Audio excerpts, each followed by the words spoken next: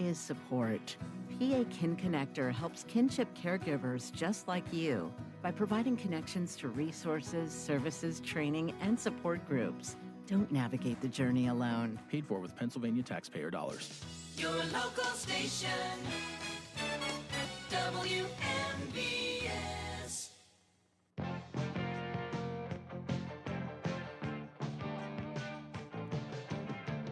Good morning, and welcome to another Saturday edition of the Sportsline, being brought to you this morning by my good buddy, Tom Vernon, and KC Sports Cafe, located right here on South Mount Vernon Avenue in Uniontown, the Firestone Insurance Agency in Normalville, and by Bogies at Duck Hollow, now under new management, serving lunches and dinners Monday through Saturday from 12 to 9 and Sunday from 12 to 5. Come on out, enjoy fine dining and a round of golf. Phone 724-439-2150, located at 374 Duck Hollow Road in Union. George Von Benko with you on a slightly overcast Saturday morning. I know you'll be out and about doing things over the weekend, but I do hope you'll pause and pick up the phone and give us a call, because I've said it many times in the past, two-way sports talk is the lifeblood of any sports talk show, and I would love to hear from you on a variety of subjects. We've got a jam-packed show today, too, a little bit of a high school football preview. Yes, it is just around the corner. Practice is underway after heat and conditioning, and the season officially gets underway for most teams on August 28th. And I'll talk about some of the top teams in the WPIAL, and we have two special interviews with two of the top coaches in the WPIAL. Eric Kasparovic, the former Pitt player who played at North Hills. He's back at his alma mater. And 10 WPIAL titles to his credit. Billy Cherpak from Thomas Jefferson, interview I did with him.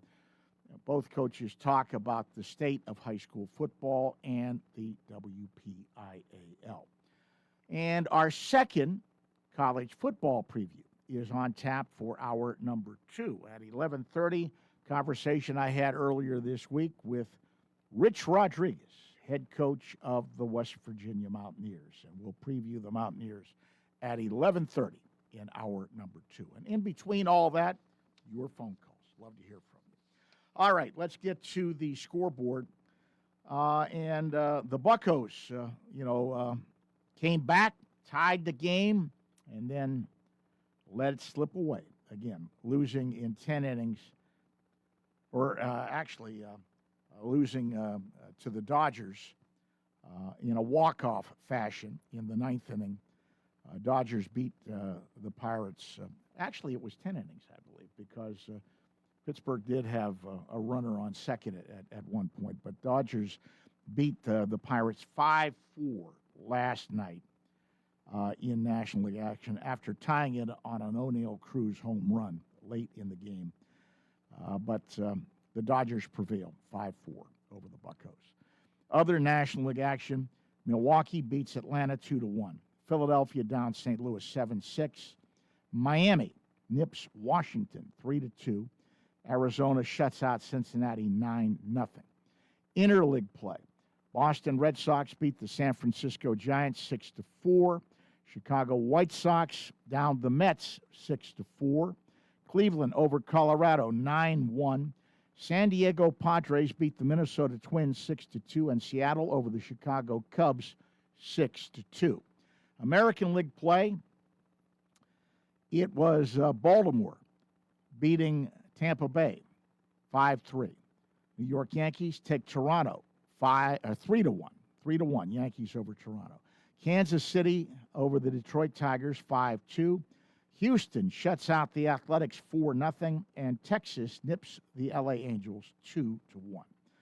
NFL preseason football, New York Jets shut out the Pittsburgh Steelers last night at Acrisure Stadium 17-0. Carolina beats Jacksonville 34-17, and the Green Bay Packers take the Denver Broncos 33-13. So that is a look at your scoreboard. Turning our attention to sports obituaries, and a couple of these hit very, very close to home, starting with the first fellow.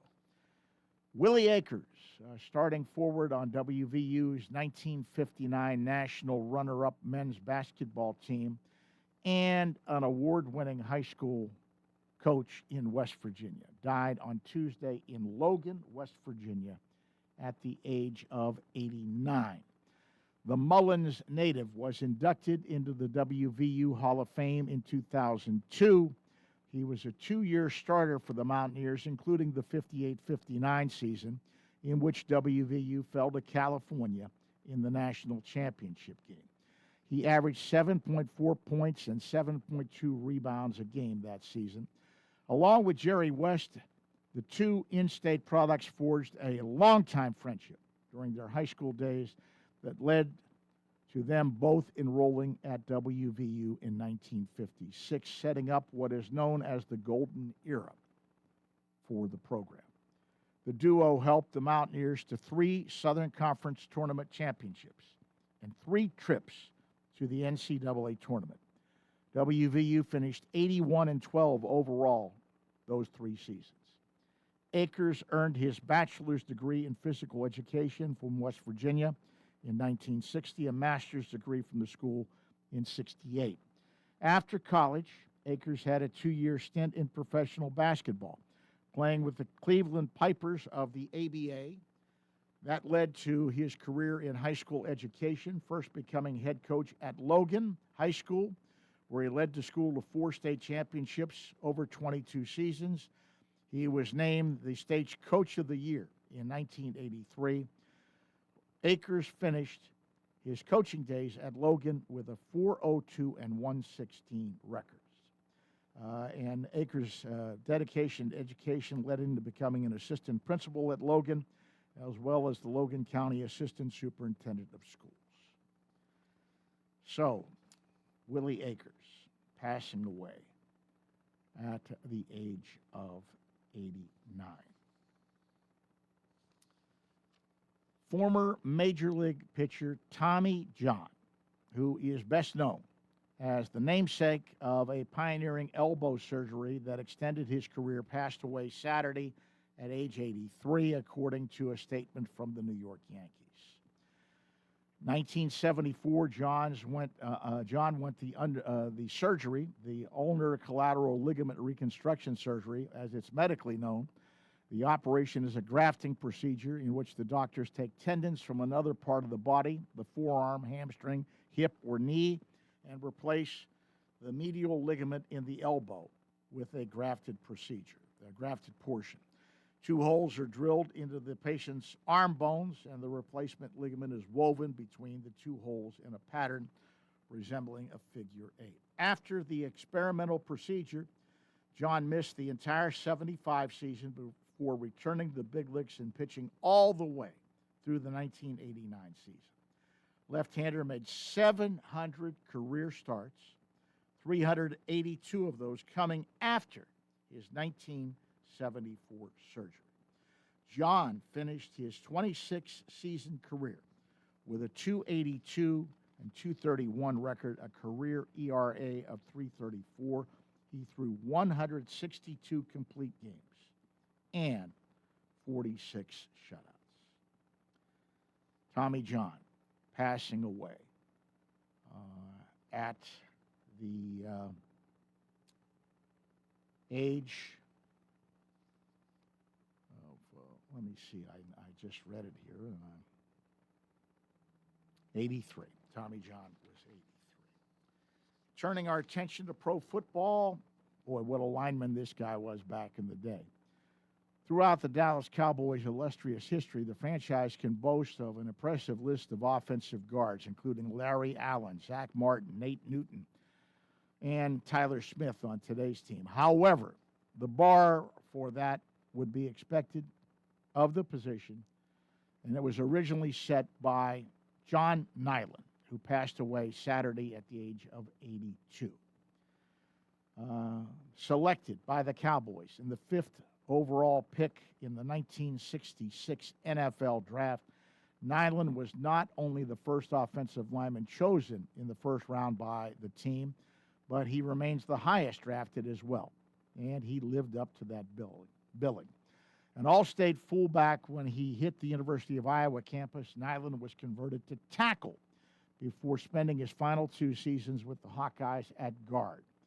There, despite playing on losing teams, he was named All Big Ten in both years and was a second-team All-American in 1964 before grabbing first-team honors his 1965 senior campaign.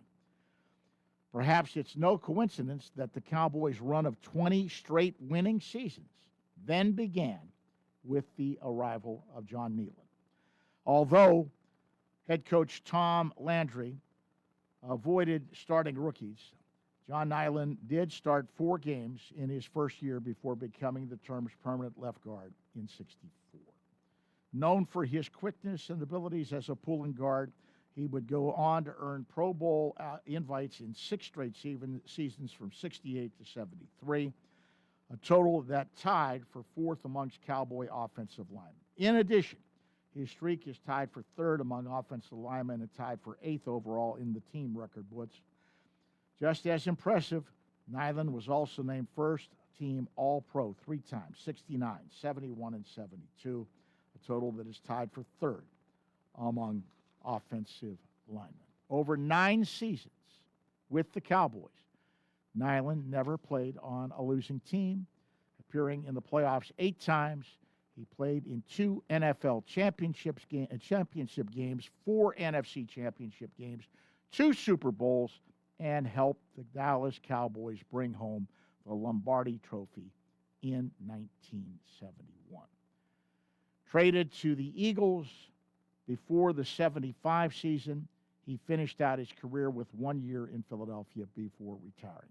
He's a member of the University of Iowa Athletics Hall of Fame and was named the Cowboys' Silver Anniversary Team in '84. John Nyland, great offensive lineman, passing away at the age of 82. So that is our sports obituaries. We're going to open up the phone lines now. Open line sports talk, your chance to get up on the soapbox and be heard. Anything and everything pertaining to the world of sports is on the docket. We have one line open if you want to jump into the sports talk. Telephone number to call, dial the talk line number, 724-438-4593. Once again, that number, 724-438-4593. Let's go to the phone lines and take our first phone call of the morning. Good morning. You're on the sports line. Good morning, George. Good morning, Charles. Hope the birthday was good. I had a great time. Went out to a late lunch with some of my buddies, so I had a good time. Good. Let's hope you have many more of those to come. Well, I can only hope for that. You never can tell in this day and age. No. We're starting from the same spot. So, but anyhow, I'm glad you had a good time. Thank you. Yeah, well, the bumbling Bucks continue, and I'm worried about it because I already put this year to bed, so forget it. Well, and they're really coming into a murderous stretch of games. Yeah. George, I wouldn't be surprised if they go 1-8 on this road trip, or maybe 0-9. Yeah. That could happen. I just didn't like some of the, taking, even though he was 0 for 4 with a couple of strikeouts, taking Flores out for a pinch runner at that point, that set the ball in motion for what happened at the end, because they just pitched around Cruz. Why pitch to him when you got Davis there? Yep. But I told you before, I'm no fan of Kelly's. I wish they'd dump him, as soon as they can. He doesn't make good moves. He might need he might need some managing in the minor leagues before he becomes a decent.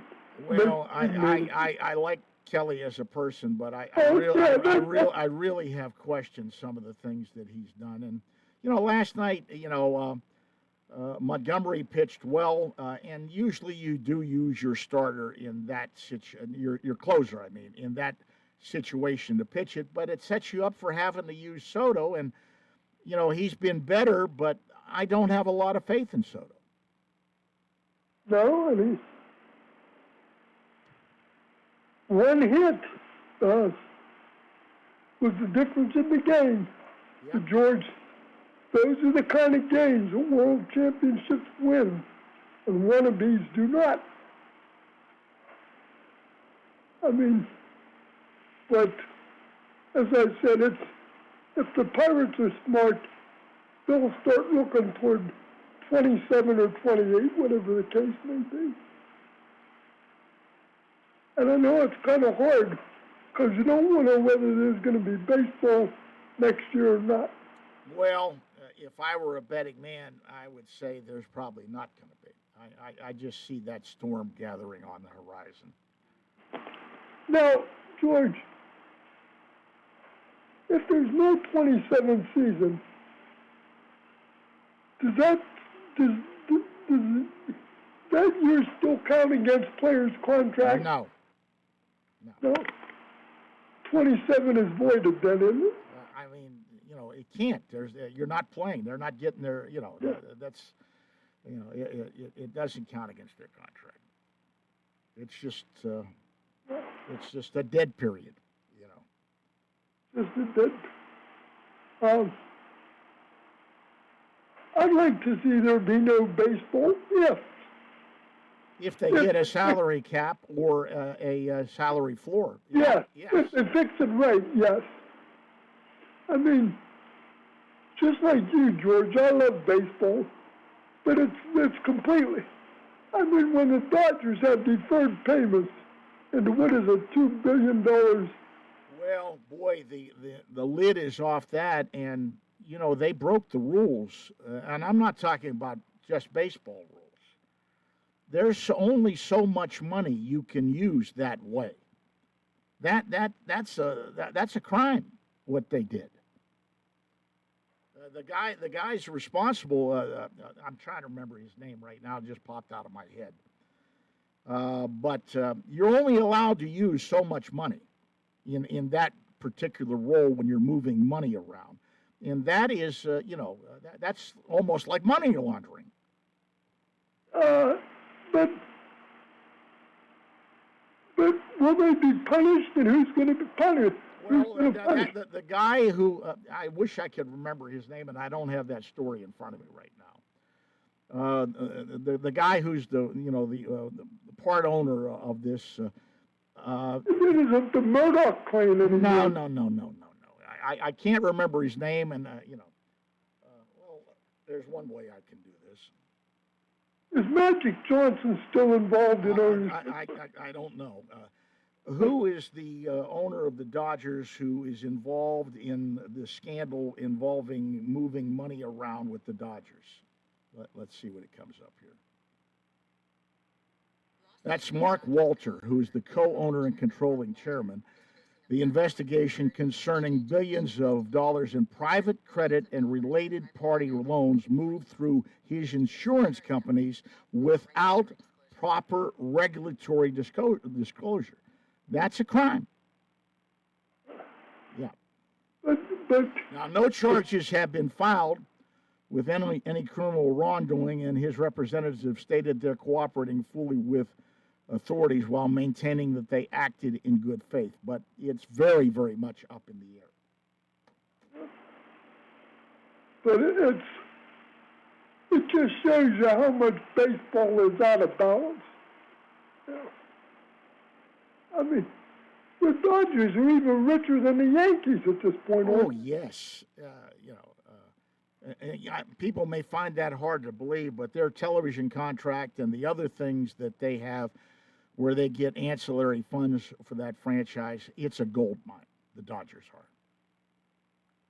Well, George, I guess things went backward for the Steelers last night. Well, and I'm not totally surprised. I don't get too hepped up about preseason football, but they're young quarterbacks. Some of them were playing with second and third teamers, and a lot of those guys didn't have good games. The 2 interceptions by Howard were unfortunate. There may be something to what Mike McCarthy said concerning Roman Wilson with those, because he didn't flatten out his route and let the guy undercut him and pick off the ball. But it showed. You know who the big winner was last night? And I know fans aren't going to want to hear this, Charlie. The big winner last night was Mason Rudolph. Well, hey, George, you're talking to a different individual. You're talking to somebody who likes Mason Rudolph. Yeah. I don't care what most of them. Now they need to keep Mason Rudolph. Oh, they do. I mean, that shows what happened last night. Shows that you can't afford to have those guys as your backups to a 42-year-old quarterback.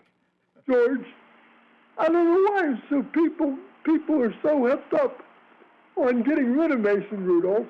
They're not using their head for any more than to keep their ears apart. Charlie, I can tell you, one guy who's not hepped up about getting rid of Mason Rudolph is Mike McCarthy. Well, then, I think that we have a good chance of keeping him. I think they're going to keep him. I think he as much as said that. That's why he didn't play last night. He showed him everything he needed to show him. Now, I think they'd like to keep the 2 young quarterbacks. How they do that, whether it's putting 4 on the roster or putting 1 on the IR or trying to sneak 1 through the practice squad, how they accomplish that remains to be seen, and I'm not quite sure how they're going to accomplish that. But they'd like to keep both the young quarterbacks. It's just a matter, or do they sacrifice another roster spot to keep 4 quarterbacks? It doesn't usually happen, but that might be the only way they can accomplish that, because you risk losing 1 if you try to put him on the practice squad. Somebody's probably going to pick him up. Although, I'm assuming that maybe people didn't like what they saw, so maybe they won't pick him up. George, do you think Will Howard is a little bit ahead of Aller at this point? No. I think they're both dead even. Both dead even. So you might as well flip a coin as to which one is doing better. Well, then it comes down to intangibles. Aller obviously has a much stronger arm. Howard maybe has a little bit better understanding of the offense at this point, but Aller's coming along in that regard. And I like what I see, that one play he made when he escaped from the pocket and threw that long pass down to the tight end. That showed me something. He kept his poise. Yeah. George, as I go on, I want to ask you, is there any high school football team in this area that might be decent this year? Not really. I mean, some of the teams I think are looking at maybe 500, and they could get into playoffs with that because, Well, yeah, I know, because they take what is it, 4 or 5 teams? Sometimes 3 teams, sometimes only 2. They've realigned the playoff this year. But there's a chance that 1 or 2 of the teams may still get into the playoffs, depending on the way things fall in their conference. I think Connellsville's going to have a hard time returning because they're up in, I believe they're in 5A, and they're up against some much bigger schools in that particular. So Connellsville's back in the WPIAL? Yes, they returned this year. Yeah. Oh. Well. So that means everybody's back in there. Okay. Well, Connellsville hasn't had a good team since they made the mistake of letting Dan Spanish go. I'm not going to disagree with you. Well, just check the record. Connellsville had 2 great coaches since the merger, Stan McLaughlin and Dan Spanish. But that's what over the dance. All right. Well, listen, you take care. Have a great season, or day, not season, but a great rest of your day, and a great season if you can make something out of it, Charles. What kind of season you talking about? Nothing. Certainly not the baseball season. No, I know you got your eyes set on football now. No, I still am a baseball. I follow baseball is still first until it's done, but I follow football as much as I can until the series is over. Then it's all football. But is it pro football or do you like college football too? I like, George, you know me. I like them all. Right. Wherever there be at the game one, you will find me in front of the TV screen. All right. Like you. All right, Charles. Thanks, George. Bye-bye. You take care. Bye-bye. And that frees up both of our phone lines this morning. Do come ahead with your questions and your comments. Telephone number, the talk line number is 724-438-4593. 724-438-4593. You should have no problems getting through. I'm gazing at a wide open board right now. We'll be back with more right after this. Come on down to Live Casino this August and get ready to push your luck for the chance to win up to $250,000 cash. Earn entries daily in August. Then be sure to join our drawings on Friday, August 28th and Saturday, August 29th. We will draw 25 winners each day, but only one will take home the $250,000 cash grand prize. Make your play at Live Casino, Route 30 at Westmoreland Mall. Gambling problem? Call 1-800-GAMBLER. Is it time for your first home? Or time to trade up to a home that fits your lifestyle? It's time to visit Clayton Homes of Bell Vernon. You'll find special savings along with trade-in and trade-up deals. Imagine beautiful, new, energy-efficient homes packed with the features you've been dreaming about. Trade in and trade up at Clayton Homes of Bell Vernon, 4500 PA 51. Trade-in value toward purchase of a new home determined by resale value and evaluation by home center manager. Additional deposit may be required. You can go to Big Box Medical Office. Now serving number 3,943. Or hi, come on in. How are you? For personal, professional health care you can trust, see Dr. Paul Hardley and nurse practitioners Tara Bozak, Jessica Reckhart, and Stacy Morris, proudly serving our community for over 30 years. Need care today? Walk-ins are always welcome. For your primary care, call Dr. Paul Hartley at 724-437-1109 or visit ppcp.org. Or serving number 3,944. For 35 years, Fay Penn Economic Development Council has been committed to its mission of growing Fayette County's economy and helping to bring jobs to the area. Whether you're a startup, existing, or new business in Fayette County, Fay Penn's lending team can work with you to decide if the Fay Penn Loan Fund suits your business's needs. Fay Penn's Loan Fund offers loans starting at $10,000, pending qualifications. Visit faypenn.org to learn more about financing opportunities for your business and to complete a pre-application form. It's gorgeous outside, which means it's time to get to Bittersweet Cafe of Farmington. From their incredible daily lunch specials featuring farm-to-table fresh ingredients to their refreshing drinks, frozen treats, smoothies, and iced tea, Bittersweet Cafe has something for everyone. Enjoy this beautiful spot nestled in the Laurel Highland Mountains, just a few miles outside of Ohiopyle on Farmington, Ohiopyle Road. Follow them on Facebook and Instagram. Hi everyone, this is Kelly Clark with Autoland Hyundai in downtown Uniontown. SUV season is here, and you can get that new, certified, or select pre-owned all-wheel drive that you've been looking for.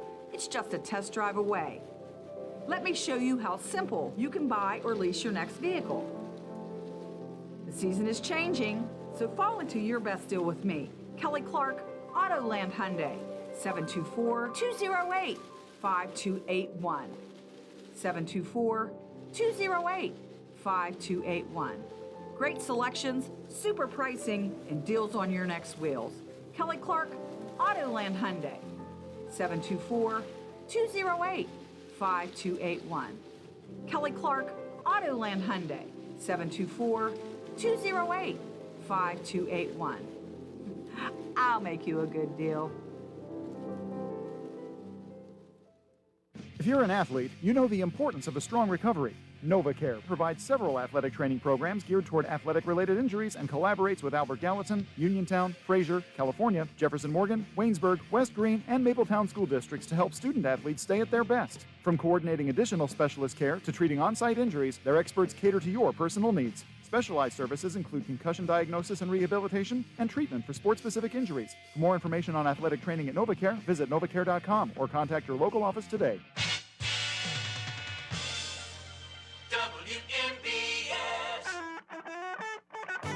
Hi, this is Rob King. You're listening to the Sportsline with George Von Benko on WMBS.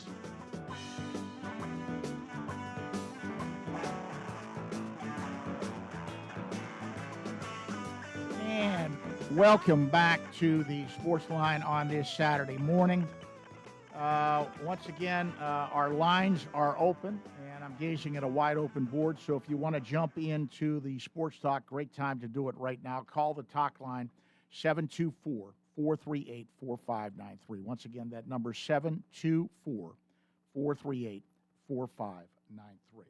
While I have a moment, I do want to mention I had a great time yesterday signing books and talking to sports fans at the Sports Card Show at the Uniontown Mall, which is going on again today. It started at 10 and will run till 4 today. I'll be up there later at 12:30, once again, selling and signing copies of my books. And I had a great time yesterday because several fans who listen to the show stopped by, and I had a great time talking sports. And I hope some of you will consider stopping by today and saying hello and talking sports and maybe picking up a book. But I'll get up there at the Sports Card Show at the Uniontown Mall. I'll get up there around 12:30 today, and I will be there till 4 o'clock. So stop by and say hello. I mentioned high school football is just around the corner. They had heat and conditioning. Practice started on August 17th. They're going to maybe do some scrimmages and other things, but the season really gets underway August the 28th. I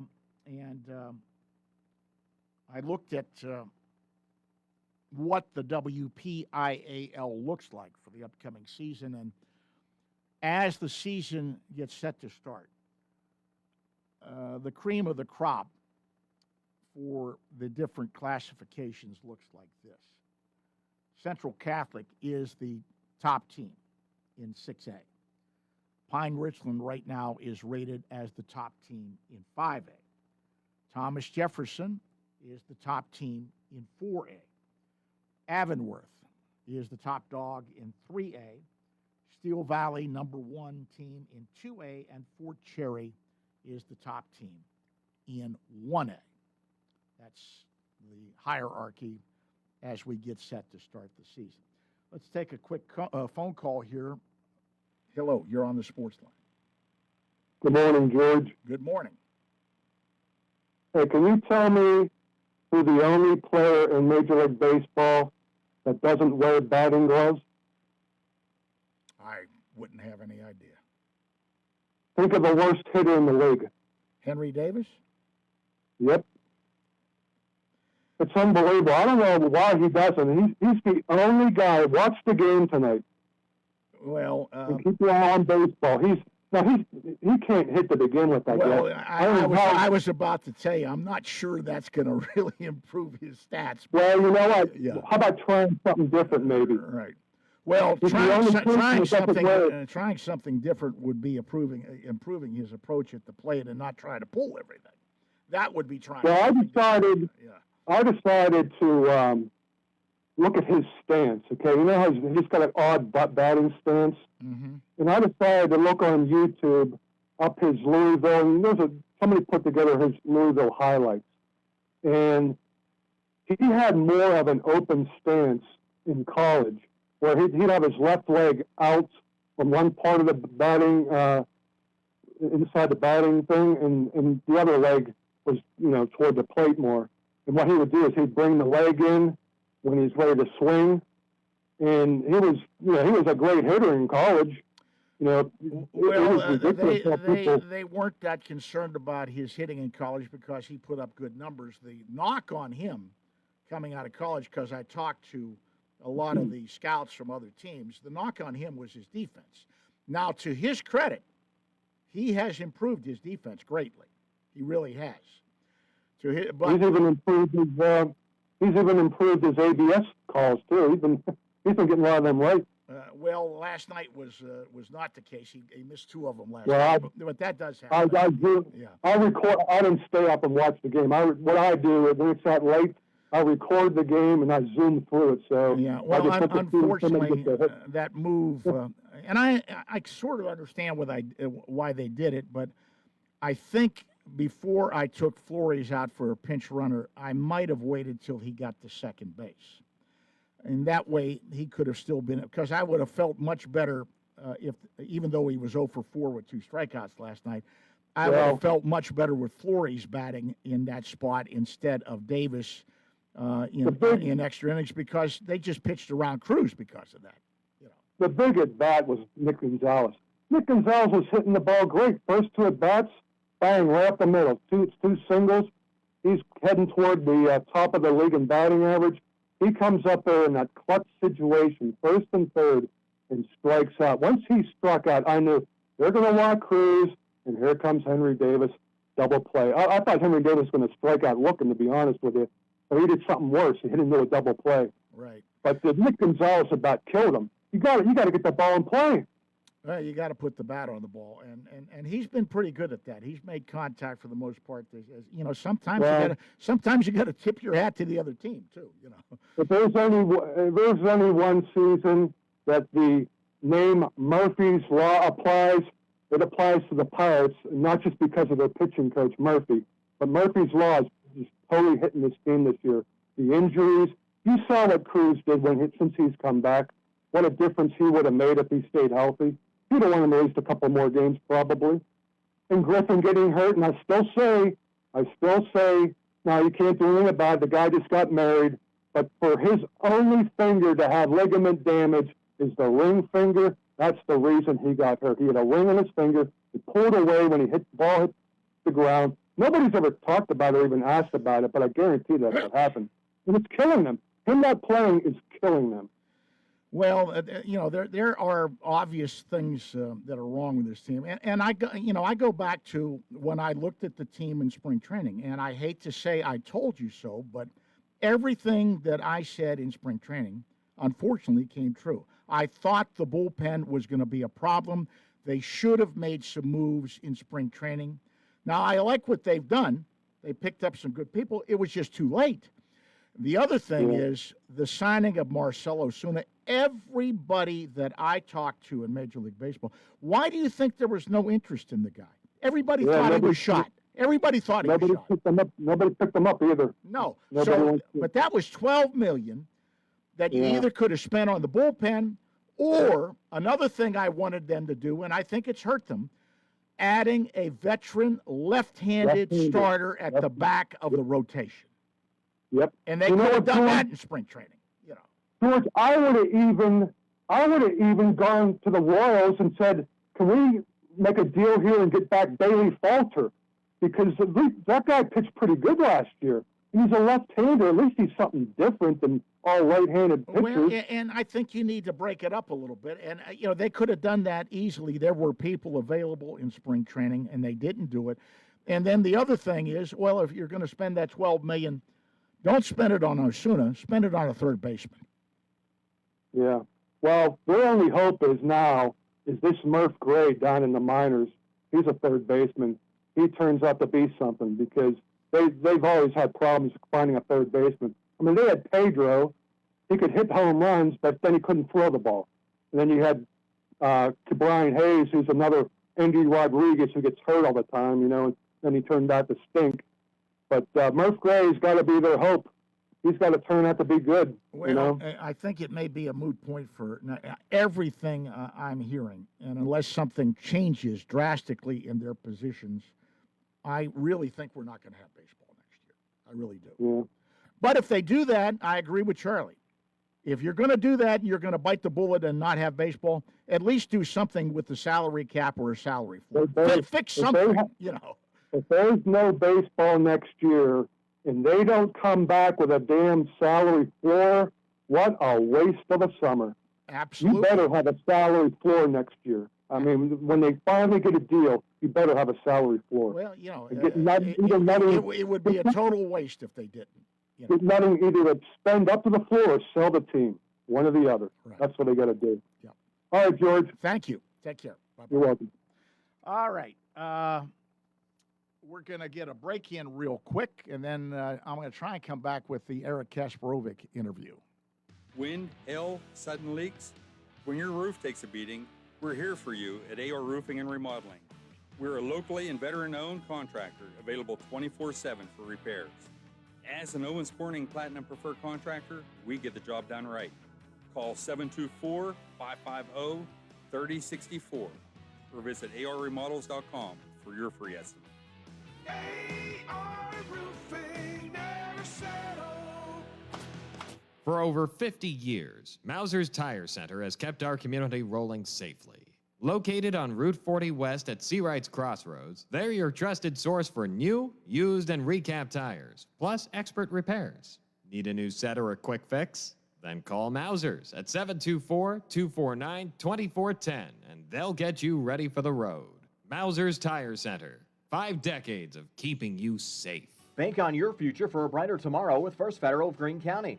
Open an Education Club savings account and start investing in your future today. Every dollar you save brings you one step closer to achieving your goals. Plus, you may qualify for a scholarship upon high school graduation.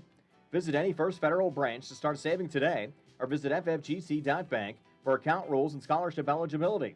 First Federal Savings and Loan Association of Greene County, member FDIC, equal housing lender, NMLS number 458729. Lee's Plumbing and Excavating of New Salem wants to thank all their clients from the last 37 years for their commitment to quality. Lee's offers a wide range of services, including residential and commercial plumbing and excavating services. So, if you are looking for quality workmanship and a trusted partner to work on your project, look no further than Lee's Plumbing and Excavating. Call them today at 724-245-2950. Lee's Plumbing and Excavating, a proud sponsor of the WMBS live broadcast from the New Salem VFD Hog Roast. Chris Parker Jr., what's going on now at Autoland Hyundai? It's back to school season, and this is your chance to save big with the Hyundai Getaway Sales Event. What should they check out? Start with the 2026 Hyundai Tucson, or if your family is bigger, check out the 3-row 2026 Hyundai Santa Fe. Both offer 0% financing for 60 months, plus no payments for 90 days. Get $3,000 in HMF bonus cash on the Tucson or $3,000 in retail bonus cash on the Santa Fe. And for the daily commute? The 2026 Hyundai Elantra is perfect. Up to 40 miles per gallon on the highway, plus you can get $2,000 in retail bonus cash. Or lease a 26 Elantra SE for just $139 per month. See dealer for details. And every new Hyundai comes with Hyundai Owner Assurance, America's best warranty, 10-year, 100,000-mile powertrain limited warranty. Autoland Hyundai, 25 East Fayette Street, Uniontown, or visit their website at AutolandHyundai.com. And you always pay less to drive the best at Autoland Hyundai. Laurel Highlands Wealth Advisory Group of Janie Montgomery Scott in Uniontown is a proud sponsor of Sportsline. When you work with Janie, it's about going beyond investing. It's about connecting your life and your finances in a way that makes sense for you. The team partners with you through each stage of life to help you set and reach your financial goals. To learn more about the Laurel Highlands Wealth Advisory Group at Janie, be sure to check out their website at www.lhwag.com. Laurel Highlands Wealth Advisory Group of Janie Montgomery Scott, LLC, member FINRA, NYSE, SIPC. Looking for your new favorite spot in Uniontown? Then check out Casey's Sports Cafe on South Mount Vernon Avenue. Family owned and operated by the Vernons, Casey's serves up incredible homemade soups, hearty sandwiches, and delicious entrees. Opens every day at 7, closes Monday through Friday at 3, and Sunday at 2. Place your order or book your next event now by calling 724-550-4126. Casey's Sports Cafe, 724-550-4126.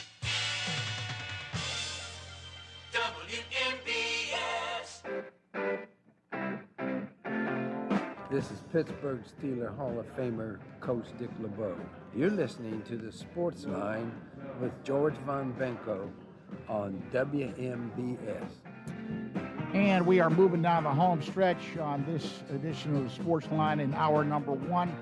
I mentioned we talked about the hierarchy coming into the season in WPIL football, and I caught up with two of the top coaches in the WPIL recently. One is moving back to his alma mater at North Hills, and we talked about the state of high school football in Western Pennsylvania. Let's eavesdrop on my conversation with the new head coach at North Hills, Eric Kasparovic. High school football season just around the corner. I'm joined by Eric Kasparovic, former Pitt player and longtime WPIL coach, and you're back home where you played your high school football. Tell us about how that came about, and you have to be happy to be back at your alma mater. Yeah, it's very exciting. Really just kind of just happened. Wasn't looking to leave Mars. We were happy with what was going on up there. That's where I live. That's where my kids went. But I've been teaching at North Hills for 27 years. So kind of when it came open, they approached me, and everything kind of aligned, and it makes sense for me, and where I'm at in my career now, and being able to teach where I coach, or coach where I teach, I guess. Well, and you're around your kids too, which is a good thing for a coach to be around these players. So it's good. I know a lot of the kids. I see them every day walking the halls. So yeah, it'll be fun. And North Hills has had its struggles, in recent years, and so we're hoping to kind of get back to. Well, at one time, they were producing guys every year. So you want to get back to that. Yeah, looking forward to it. There's a lot of things going on in high school football. Perhaps the biggest is something that you and I and Bill Cherpak and other guys have talked about. Right now, House Bill 41 is making its way through. It passed through the House and is going to go to the Senate. Actually, rather convincing vote, 178 to 23. It would separate the playoffs. Boundary schools, non-boundary, parochial, and charter schools. A lot of coaches have advocated for that. Naturally, there's opposition to it. One thing that surprised me, and maybe I should expect that, the PIAA has been pretty mum on the whole thing. Yeah, no, I think it's good. I think it's time. It's been long overdue. We've made do here in the WPIAL and then the PIA. You kind of play who they give you, but you look around the country and the way things are going in today's kind of society, it makes sense. I'll gladly play the private schools and the Catholic schools during the regular season, but when it comes time for a championship, I think it's only fair. It's a fair playing field that they kind of separate and go do their own thing, and it allows the public schools that kind of follow different rules that they do their own thing too. Right. Another thing that has been in the legislative process is something called House Bill 1600, which eliminates the strict postseason transfer rules and then has separate things to curb recruitment. Your thoughts on that one? Yeah, that's a whole nother problem. I think that's the bigger problem in today's kind of football. There's no, the rules, whatever they are out of control right now. I think it's out of control. It's not to the point of where college football is per se, but I think the state of Pennsylvania needs to really sit down here soon and make some decisions on how they're going to kind of correct things. Because right now it seems to be kind of the Wild West. Kids are going where they want to go because they see college football and they see all the transfer portal and all that happen, so they're doing it. And the WPIAL and don't really have a grasp on it. They try to curb it, but it's tough. Yeah, and then you got the state who can overturn it. So I think the penalty needs to be extremely harsh. I think you need to follow what some of these other schools, or actually some of these other states are doing, to where whether you open it up completely or maybe you allow one transfer in your career or whatever it is, it needs to be a very concrete rule that there's no gray area, because there's too much gray area and people lie and tell stories and say they're living one place and don't live there, and then it just kind of snowballs from there. And but I think that we need to take a hard look and come up with a concrete rule here in the next year or two, because it's kind of out of control right now. Locally in the WPIL, we've had the 2-year conference and the realignment of everything. Are you sort of pleased with the way that turned out? And I guess one of the big things that happened there, the increase in the number of schools in 3A, and Aliquippa won their appeal not to go to 4A and stay in 3A.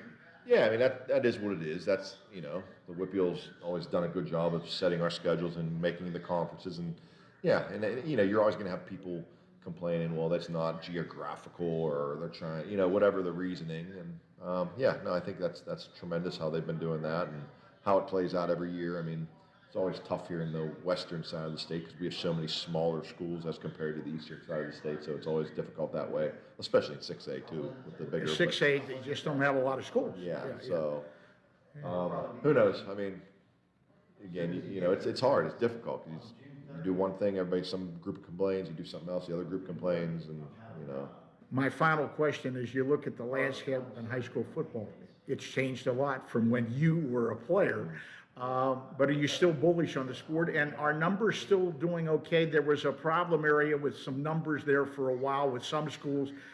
How do you think that's doing? And is high school football still relevant in Western Pennsylvania? Without a doubt, it's relevant. I do think that, it's certain schools, maybe schools that haven't had success, or, because there's so many other options nowadays with other sports and video games and just, so many other things for these kids to do nowadays that if it's not fun, if they're not winning, if it's not successful, they could easily just go do something else. So that's on us as coaches, building a program to make it a program that they want to be a part of.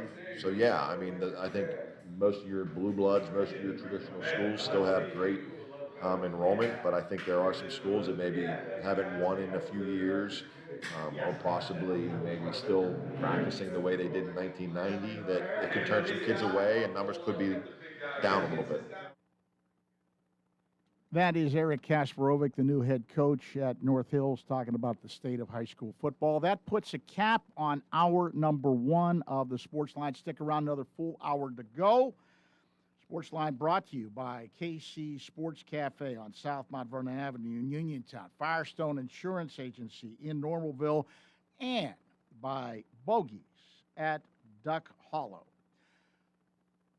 The news is on tap next, and it comes your way from the Fox Radio Network right here on your local station, 590 AM and 101.1 FM, WMBS, Uniontown, Pennsylvania.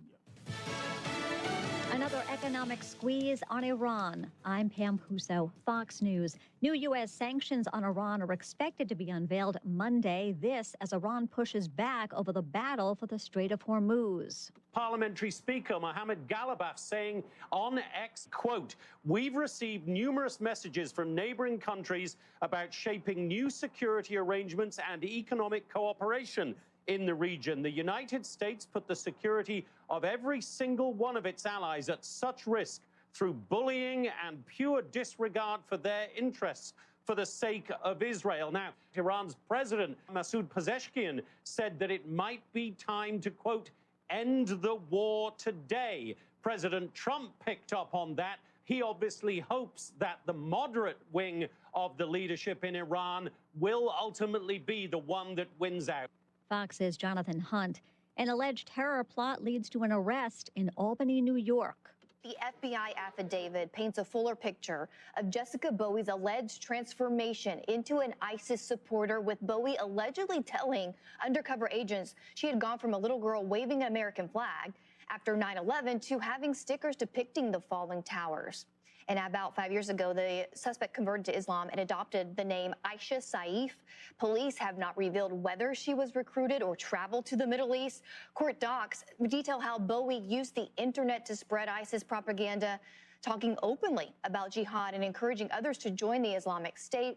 The suspect creating over a dozen social media profiles to espouse anti-American messages, and many of her accounts were repeatedly suspended for violating platform rules. Fox's Chanley Painter. Last month, she allegedly told an FBI source that she wanted to make explosives. America's listening to Fox News.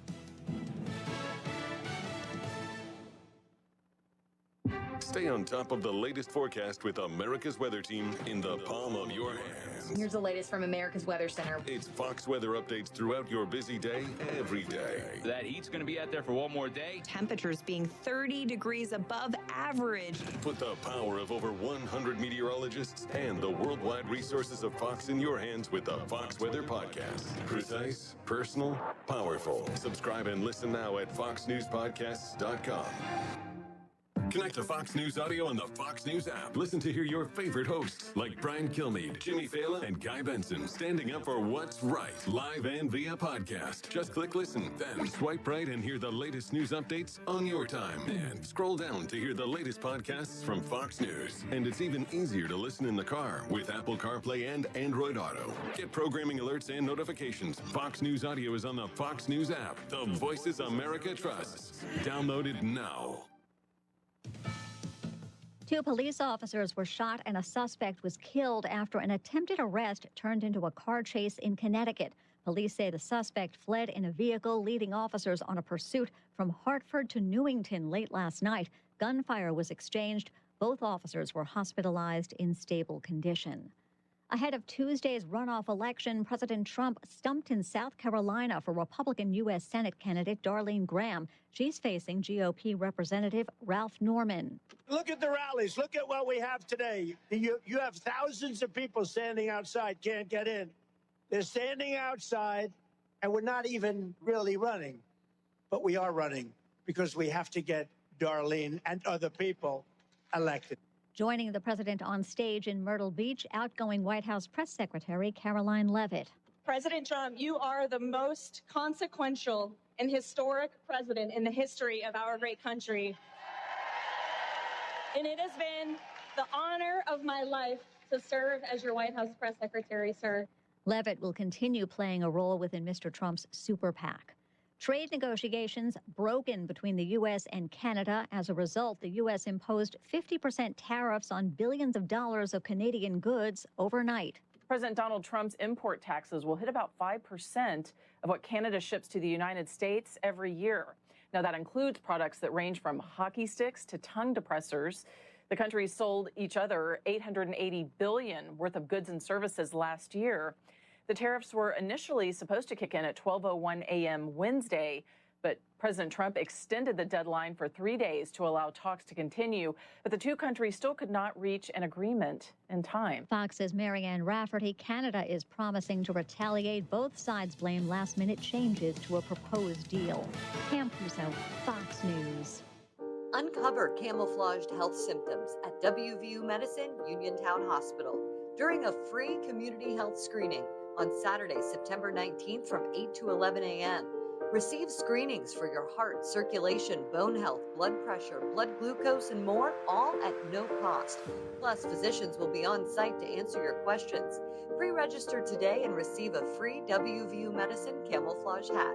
Visit wvumedicine.org/Uniontown to register. Are you looking to list or sell your house? Now is the time to let the professionals at Caldwell Banker Laurel Ridge Realty help you with all of your real estate needs. Caldwell Banker Laurel Ridge Realty has 2 convenient locations to better serve you. In Uniontown area, 724-437-7100, or in Connellsville area, 724-628-7200, and speak with one of our real estate professionals. Visit our website, caldwellbanker.com. We have been proudly serving Western Pennsylvania area for over 30 years and look forward to helping you with all of your real estate needs. Broker Paul Borge Jr.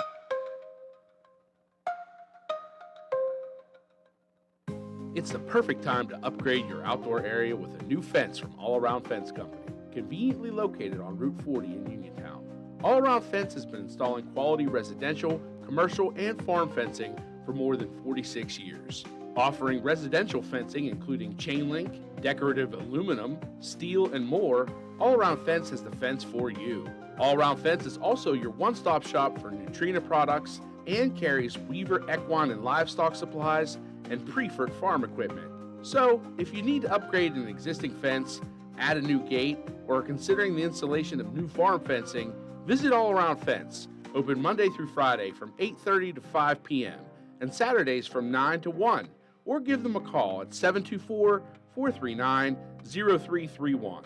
To learn more, visit allaroundfence.com. For economy, price, and quality service, call Economy Furnace. Thank you to each of you who voted for Economy Furnace Company for Best in Fayette. Your trust and support means so much. Winners will be announced October 13th. It's an honor to serve this amazing community. Your support of Economy Furnace Company is an investment in your neighbors and your town. We're proud to partner with Amana, one of the most trusted names in the HVAC industry, to bring you American-made quality you can count on. Summer is the perfect time to schedule a clean and tune-up on your air conditioner. Regular maintenance keeps your system running efficiently, lowers energy bills, and prevents costly breakdowns. If your system does break down, Economy will get you cool again fast. Don't wait until your AC stops working. Call Economy Furnace Company at 724-438-4575 to schedule your summer tune-up and keep your family cool and comfortable in the summer heat. For economy, price, and quality service, call Economy Furnace. Laurel Ridge Eye Care reminds us that vision problems may develop so slowly you don't even notice until you find yourself reading less and straining to focus. If that's happening to you, call Dr. Aaron Sobel at Laurel Ridge Eye Care for a complete vision exam. If there's one thing you shouldn't overlook, it's your vision. Laurel Ridge Eye Care and board-certified ophthalmologist Dr. Aaron Sobel remind you that early detection of eye disease can help prevent blindness. Their complete vision exams can help determine if you are developing problems. Laurel Ridge Eye Care offers full-service medical, surgical, and laser eye care with cataract surgery performed at Uniontown Hospital. Don't take chances with your eyes. Schedule your appointment today by calling Laurel Ridge Eye Care at 724-437-2222. That's 724-437-2222. All insurances are accepted, as well as Visa, MasterCard, and debit card at Laurel Ridge Eye Care, 130 West Fayette Street in the former Hockey Funeral Home. Your local station, WMBS.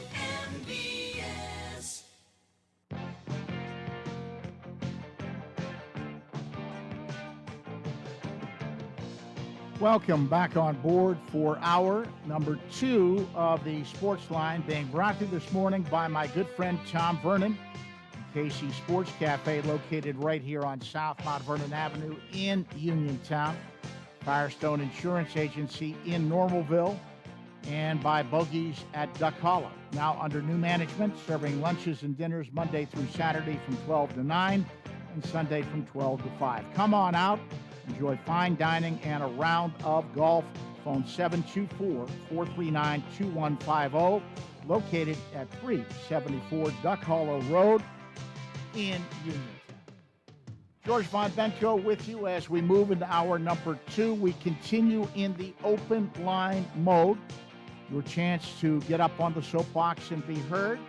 Anything and everything pertaining to the world of sports is on the docket. And you should have no problems getting through. I am gazing at a wide open board, so do come ahead with your questions and your comments. Call the talk line number 724-438-4593. Once again, 724-438-4593. That is your ticket to conversation. And we have one more high school football coaching interview that I'm going to play about the state of high school football in Western Pennsylvania, as the season is just around the corner. August 28th is when most of the teams will start playing games. We are in the practice portion right now, which started on August 17th after heat and conditioning. And I've got an interview coming up with one of the top coaches in the WPIL, Bill Cherpak from Thomas Jefferson, here in just a bit. And the second of our college football previews is on tap here in hour number 2. We'll look at the West Virginia Mountaineers. Conversation I had with WVU head coach Rich Rodriguez. That will be at 11:30. But we have time for a few of your phone calls. So do come ahead with your questions and your comments at 724-438-4593. 724-438-4593.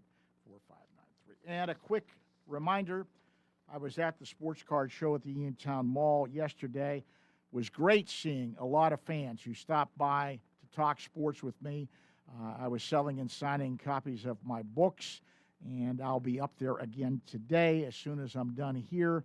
I'll head to the Uniontown Mall to the Sports Card Show. I'll be there at 12:30, from 12:30 till 4, and I hope some of you will stop by today. Had a great time talking with some of the fans and pressing the flesh, so to speak, and it's always great to talk sports. So stop by and see me at the Sports Card Show at the Uniontown Mall later this afternoon. I'll get up there around 12:30. All right, let's go back to the phone lines. Good morning. You're on the Sports Line. Good morning, George. Good morning. Harry the Hat Walker. Yeah. Do you think we could AI him? He was a great teacher of hitting. There's no question. He made Matty Alou. Well, he made Matty Alou into a batting champ. Yeah. From a little guy trying to hit a home run. But they do things differently with hitting today. They're more concerned about elevation and all the different things. They want to hit home runs. They don't want to do what Harry the Hat Walker taught. Yeah, on a synthetic turf. Yeah. That's where Alou always hitting and bouncing. Yeah. Swinging down as getting. But the approach to hitting is completely different today. Oh yeah, they're definitely going. Everybody's trying to be a home run hitter. Yeah. But. And that's why we only have, last time I checked, I think we've only got 5 guys hitting over 300 in the National League. Yeah, that's unbelievable.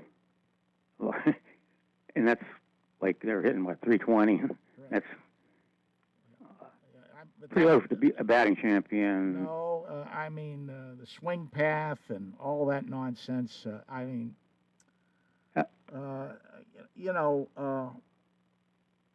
I don't care for it myself. I guess I'm a purist. I like the way baseball used to be played, and I appreciated guys like Wade Boggs and Tony Gwynn and guys like that, George Brett.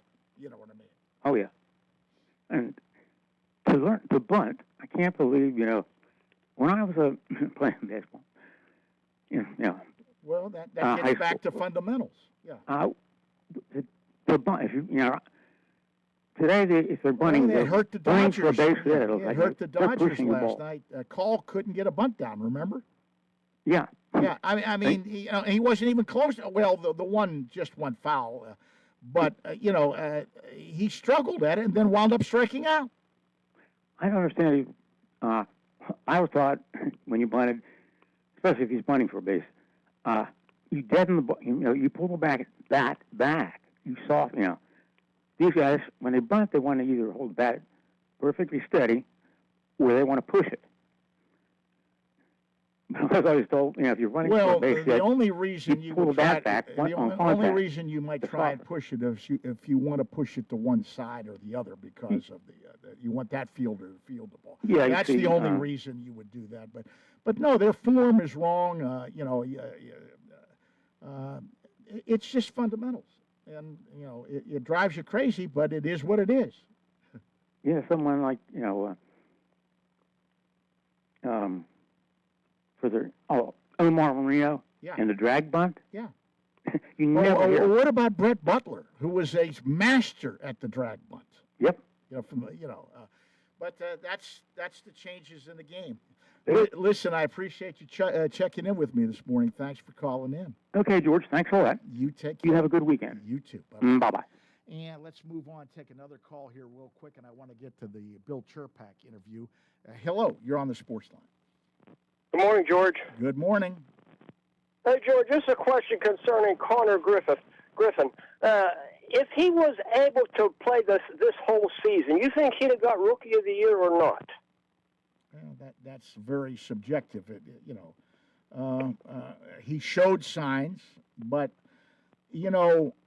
guys are going to make adjustments. We're seeing that with Valdez right now, and you're going to see that with Flores too. The pitchers will adjust once they get some footage on him and learn how to pitch, and then they're going to have to adjust. So I'm sure they would have tried to make adjustments with Connor Griffin, but he might have had a great shot at it, but that's a moot point. We'll never know.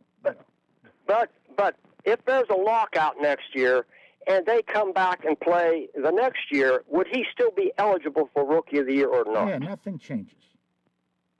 If there's no baseball, he's still considered a rookie. He didn't play, Right, he didn't play that much.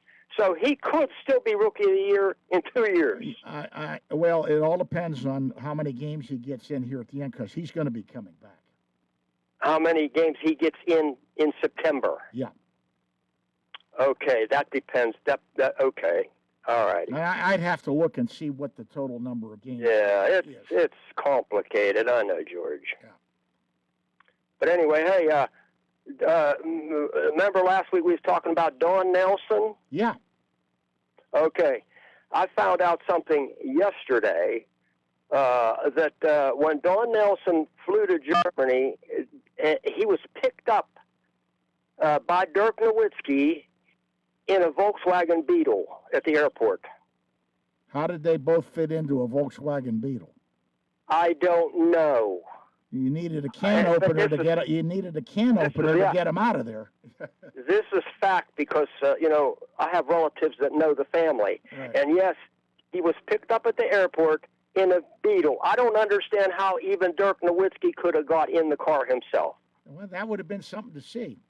It would have been something to see, George. It would have. It would have been something to see. Yeah, that's sad on his passing. But anyway. Well, thank you for that info. That's an interesting little tidbit. Okay. That's a little tidbit that you probably didn't know. Right. Okay, George, thanks a lot now. Take care of yourself. All right. I appreciate the call. You take care. Bye-bye. And before we get to the bottom of the hour when we do our West Virginia preview with WVU coach Rich Rodriguez, I do want to play the other high school football interview with I gave you the hierarchy coming into the season this year. The top team in 6A right now is Central Catholic. Top team in 5A is Pine Richland. Top team in 4A is Thomas Jefferson, and we're going to hear the interview with their coach next.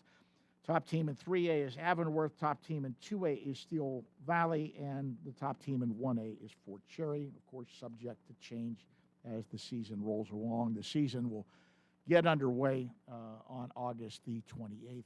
And checking on the state of high school football, I had a great conversation with the great head coach at Thomas Jefferson, Bill Cherpak. High school football season just around the corner. We're in practice during the summer, and I'm joined by one of the top coaches in the WPIAL, Bill Cherpak from Thomas Jefferson. 11 WPIAL titles, 5 PIAA titles. Quite a record, Bill. I know you don't look at those things, but that really is something. That's a record of success. Of course, most coaches will tell you can't do it by yourself. You need a lot of help. Yeah, and I mean, that encompasses so many people. The kids, the coaches, parents. But our goal was always to have a consistent program, and I think, we've been able to do that. But as you know, football is a what have you done for me lately sport. So, you're back at it and trying to do it again. Football, a lot of things going on at the high school level right now. Some of them happening in the legislature here in Pennsylvania. Something you and I have talked about the past few years. House Bill 41 right now has passed the State House 178-23. That's the bill that would separate the playoffs, boundary schools and non-boundary schools, private and charter schools. You've been beating that tom-tom for a long time.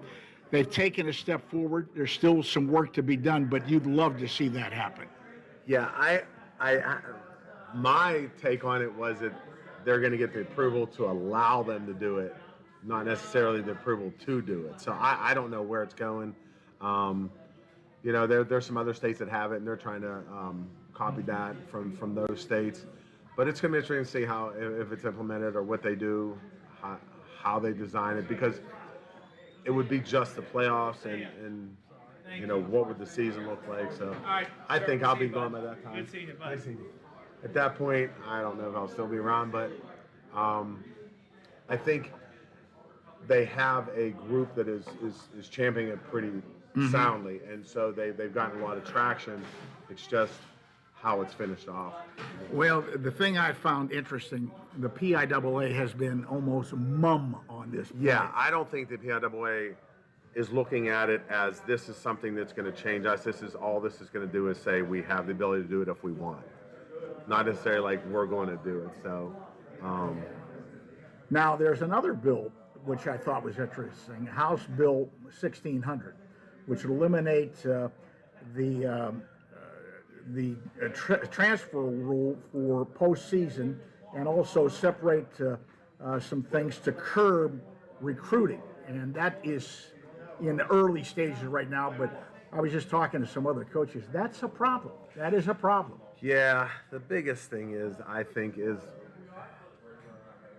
it's almost like college. Like, it's out, the cat's out of the box. Like, you just can't put it back in, and everybody's testing the boundaries. They see what's going on in college. There's no rules. There's, it's lawless, and it's trickling down into high school. And everybody's just testing those boundaries. What can you get away with? How can you do it? This new rule with going to a private school, living in a district, and being able to. Nice seeing you. See you down the road. Thank you. Congrats. George.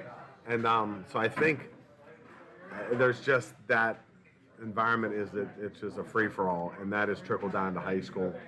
And it's definitely a problem. I mean, there's kids. I just read the other day. There's a kid that's on his 5th high school. Yeah. I mean, that's just crazy. But everybody's looking for better opportunities, and it's hard to tell a kid no if it is something that's going to help them. But I don't know where the middle ground is. I really don't. The other thing that's going on, the 2-year conference realignment and everything, and what it has done is it really has increased 3A from 20 to 26 teams. We still have a problem with 6A. There's not a lot of schools in the WPA. But are you happy with this? The crazy part about it is 3A and 5A are now the two monster divisions because of so many teams in those, and we left for 4A is I think there's only 14 or 15 teams now. Now that Aliquippa got out, they've gone back down to 3. They went down to 3, and then we're up at 5. West A moved up to 5. Bell Vernon moved down. West Mifflin moved down. Trinity moved up. So 4A is really just, there's hardly anyone there anymore. But it seems like that cycle, it goes like that. We'll probably move back to 4A in the next cycle just because our numbers were kind of artificially inflated. But it just happens, I think, with the schools around here. And in the East, the schools are so big, they have all the 6A schools, and we just don't have that enrollment. We don't have those size schools around here. So it kind of varies, but I don't think 6A is ever going to be big around here. I just don't. It's never going to happen. Don't have that kind of size. No, we don't. We don't. In our schools, for the most part, there's very few schools growing around here. Schools are going down in enrollment, not up. So we talked about some of the problems, but you're still bullish on high school football. As many problems as you have, it's still a great sport. Numbers is something we've talked about. Have you seen any change there? I think numbers are up. I know our numbers are through the roof. Trinity, I talked to their coach, their numbers are up. I talked to a lot of coaches whose numbers are up. And obviously there's some that have gone down, I'm sure, but the interest it seems to be, there. And I think we're kind of past the whole, is it a safe sport? You get hurt doing anything. But I think the things that they're doing to make it safer have helped. And kids want to play. Let's just face it, kids want to play. Well, that's the big thing. I wanted to know, have they changed in that regard, or people still want to play football? They still want to play, and we have 100 kids. And probably 70% of those know they're never going to get on the field, but they want to be a part of it. They want to be a part of something. I still think it's something that the kids get more out of it than the football. Just learning how to grow up, be responsible, be accountable. Those are things you try to teach, and being part of a team, and like Charlie said, playing multiple sports. That develops something that you can't get from anything else. Mm-hmm. Football is unique, and it's the ultimate team sport, and you rely on each other, and that people want to hire people like that. Employers want to hire guys that play football, that were part of a team. You learn so much from this sport. They understand their role and what it is as part of the bigger picture, and that football teaches that. What about you? You've been doing this for a while now. You still enjoy it, though. I do. I love it. There's times that it's things have changed, and all right, how do we adapt to this? How do we change? And you have to do that. And so, you keep learning. If it's a learning game every day, you just keep trying to get a little bit better. Bill Cherpak, thank you very much for the time. Best of luck this upcoming season. Thank you. I appreciate it. That is Bill Cherpak, the head coach at Thomas Jefferson. I want to correct something. I was looking at the wrong season when I brought this up on my phone. They were showing the 2025 top teams on my phone. Sherpack and Thomas Jefferson have moved up to 5A this year. So Central Catholic in 6A, Pine Richland in 5A, and some of the other top teams are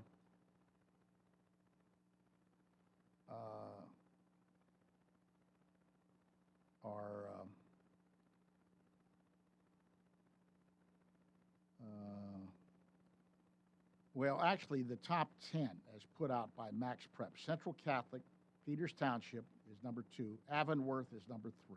Pine Richland, number 4. North Allegheny, number 5. Upper St. Clair, number 6. McKeesport, number 7. Moon Area, number 8. Bethel Park is the 10th rated team in the WPIL. And Thomas Jefferson, Bethel Park is the 9th rated team in the WPIL. And Thomas Jefferson is ranked number 10. Those are the Max Preps ranking coming into the season. But correcting what I said earlier, TJ is in 5A this year. All right, we're going to get to our second college football preview here on the Sportsline, looking at the West Virginia Mountaineers. Conversation I had with head coach Rich Rodriguez the other day. Let's get a break in. We'll come back with a look at the WVU Mountaineers. You can go to Big Box Medical Office. Now serving number 3,943. Or hi, come on in. How are you? For personal, professional health care you can trust, see Dr. Paul Hardley and nurse practitioners Tara Bozek, Jessica Reckhart, and Stacy Morris, proudly serving our community for over 30 years. Need care today? Walk-ins are always welcome. For your primary care, call Dr. Paul Hartley at 724-437-1109 or visit ppcp.org. Or serving number 3,940. Laurel Highlands Wealth Advisory Group of Janie Montgomery Scott in Uniontown is a proud sponsor of Sportsline. When you work with Janie, it's about going beyond investing. It's about connecting your life and your finances in a way that makes sense for you. The team partners with you through each stage of life to help you set and reach your financial goals. To learn more about the Laurel Highlands Wealth Advisory Group at Janie, be sure to check out their website at www.lhwag.com. Laurel Highlands Wealth Advisory Group of Janie Montgomery Scott, LLC, member FINRA, NYSE, SIPC. Chris Parker Jr., what's going on now at Auto Land Hyundai? It's back to school season, and this is your chance to save big with the Hyundai Getaway Sales Event. What should they check out? Start with the 2026 Hyundai Tucson, or if your family is bigger, check out the 3-row 2026 Hyundai Santa Fe. Both offer 0% financing for 60 months, plus no payments for 90 days. Get $3,000 in HMF bonus cash on the Tucson or $3,000 in retail bonus cash on the Santa Fe. And for the daily commute? The 2026 Hyundai Elantra is perfect. Up to 40 miles per gallon on the highway, plus you can get $2,000 in retail bonus cash. Or at least a 26 Elantra SE for just $139 per month. See dealer for details. And every new Hyundai comes with Hyundai Owner Assurance, America's best warranty, 10-year, 100,000-mile powertrain limited warranty, Autoland Hyundai, 25 East Fayette Street, Uniontown, or visit their website at autolandhyundai.com. And you always pay less to drive the best at Autoland Hyundai. NovaCare Rehabilitation in Uniontown is accessible for all of your recovery needs. New at NovaCare is pelvic floor physical therapy, a specialized program to treat patients with pelvic floor dysfunction related to bladder, bowel, sexual function, and pregnancy postpartum. These issues can affect both women and men and include urinary frequency, urgency and incontinence, pelvic pain, constipation, IBS, menopause, painful periods, and more. Call 724-437-0556 for an appointment in Uniontown. Personalize your care with NovaCare. In 1986, the Firestone Insurance Agency in Normalville was started with a promise to provide clients with truthful, friendly, and courteous service. It worked. With an expanded client base, the Firestone Insurance Agency's customers are now able to choose from over 20 well-known insurance companies. So whether it be auto, home, business, or life, Firestone has you covered, and the promise to provide truthful, friendly, and courteous service is still in place. As an independent insurance agency, the Firestone Insurance Agency works for you. They do the shopping for you to save you time and a bunch of needless phone calls. Because let's face it, no one loves to shop for insurance. Call the office at 724-455-3900 or visit firestoneinsurance.net. Can't make it to Normalville? Let the Firestone Insurance Agency bring service right to your kitchen table. The Firestone Insurance Agency, 724-455-3900 or firestoneinsurance.net. Doing what is right for the customer, finding the most affordable rates while making sure there are no coverage gaps so you are fully protected from the unforeseen. Are you using credit cards to keep up with high grocery, gasoline, and utility prices? Are you being sued? If yes, call Zebley Law Office today. Before paying unaffordable debts or entering debt management, give us a call at 724-439-9200 and we'll meet with you for free. Maybe a bankruptcy is a cheaper, faster choice to eliminate your debts, keep your home and car, and get a fresh start. Call us today for a free in-person consultation. 724-439-9200.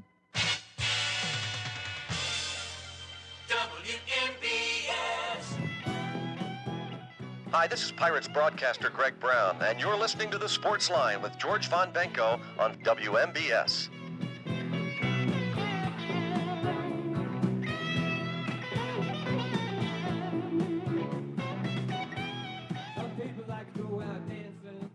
Welcome back to the Sportsline, and we continue.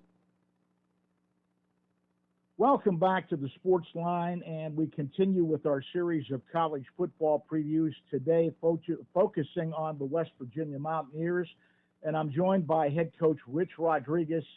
Second season back in Morgantown in your second stint with the Mountaineers. Fall camp is underway. Football is in the air. Are you pleased with some of the work you're getting done in fall camp, Coach? Yes, George. Yeah, thanks for asking. We are. It's been an interesting deal. This is the shortest camp that I think I've ever had because just the way the calendar fell. You know, school started today, and we only had less than 2 weeks of a true fall camp. So it was important for our players to understand that we got to squeeze as much football as we can in those 2 weeks. I think they did that. They did a good job with it, and we still got 3 weeks or almost 3 weeks before we play, so we got plenty of time to get ready. Well, it's a new era in college football. You and I have talked about this before. The way you construct the roster and do things these days, vastly different from the way things used to be in college football. Last year, in your first year, you brought 53 transfers in, one of the most, the biggest numbers in the country, 34 this year.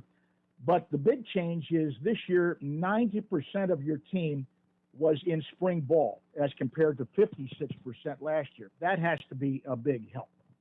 Oh, a huge difference. You know, just anybody can tell you, you know, not only your transfers that you got in early for spring ball, but also the high school kids you signed got here in time for that spring session. And that way, when you went into your summer workouts, they had a little bit of a grasp on what we're doing.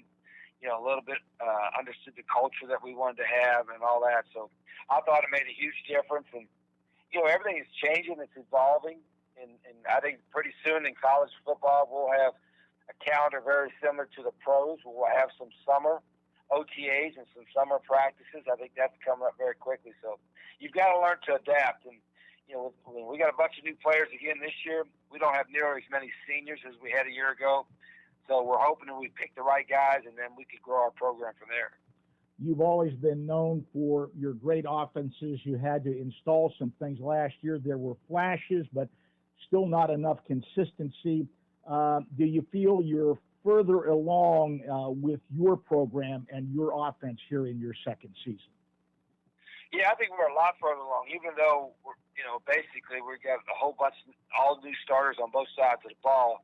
You know, there's enough guys coming back to understand the system, and I don't think we'll be as unlucky as we were last year with our quarterback and our running back situation. So many guys getting hurt. It was just crazy where you're playing 4 quarterbacks and 5 to 6 running backs, and hopefully we'll be a little more lucky on that aspect of it. But I feel better because the guys we brought that we in the transfer portal, particularly ones up front on the O-line, were guys that had played and started significant minutes somewhere else. And so even though they don't have a lot of experience in our offense, they have experience in playing college football, and I think that helps. Naturally, any offense starts at quarterback, and you've got a sophomore transfer from Oklahoma, Hawkins, in battling with Scotty Fox, who was a sophomore. How are things coming along at quarterback? I've seen some quotes you made that it might come down right to before the first game, before you make a decision?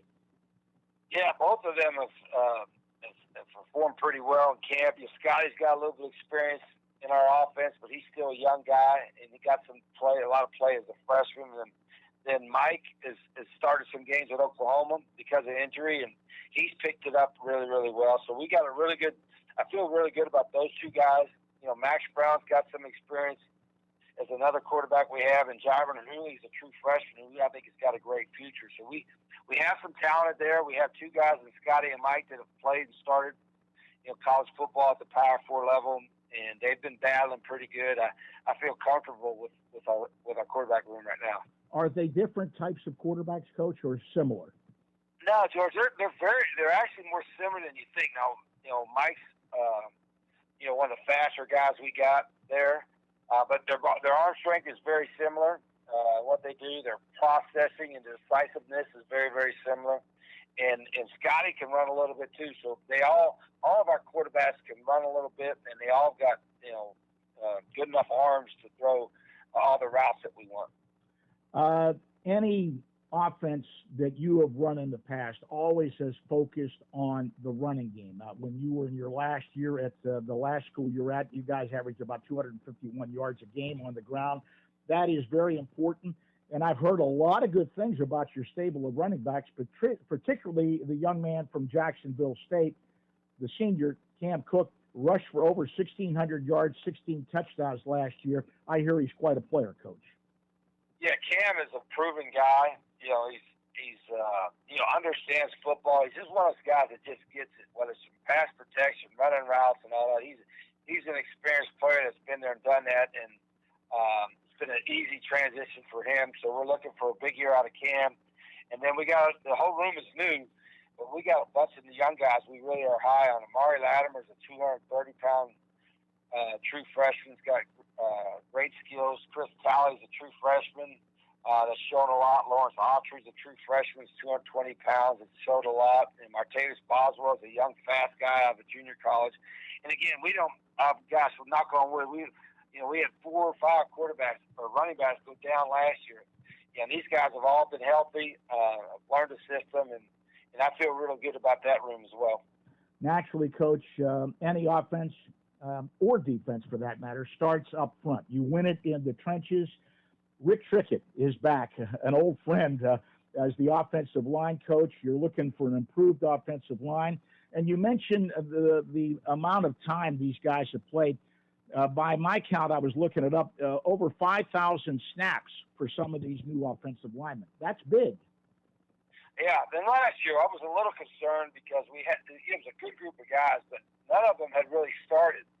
So we went from really having no guys that have started to having 8 or 9 guys on the O-line that at least started some college games. It might have been at the group of 5 level, but they started some games and started some games here. So that room has been really competitive. Obviously, bringing Coach Trickett back has been a good